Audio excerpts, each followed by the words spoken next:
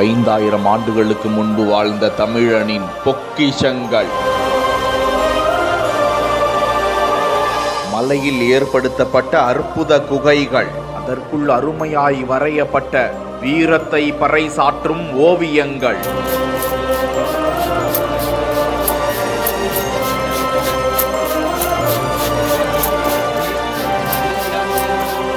இரும்பு கால மக்களாக தமிழன் வாழ்ந்த கதை.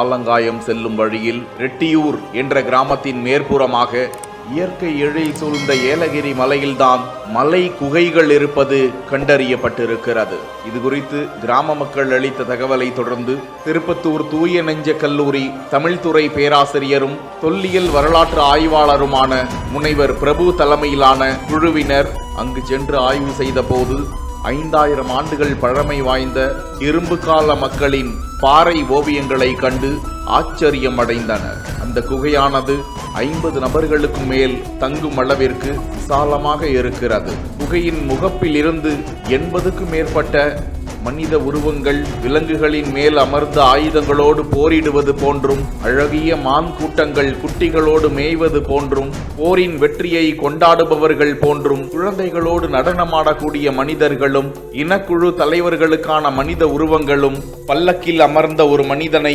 மற்றவர்கள் சுமந்து செல்வது போன்றும், விலங்குகளை வேட்டையாடுவதில் ஏற்பட்ட சண்டைகள் குறித்த அதிகமான ஓவியங்களும், அதில் ஏற்பட்ட வெற்றியை கொண்டாடுபவர்கள் போலவும் ஏராளமான ஓவியங்கள் பாறைகளில் செதுக்கப்பட்டிருக்கிறது. அந்த குகைக்கு செல்லும் மக்கள் இந்த அரிய பாறை ஓவியங்களை சிதைத்து வருகிறார்கள். அது அழிந்து விடாமல் பாதுகாக்கப்பட வேண்டிய ஒன்று என்று வரலாற்று ஆய்வாளர்கள் கருத்து தெரிவித்துள்ளனர்.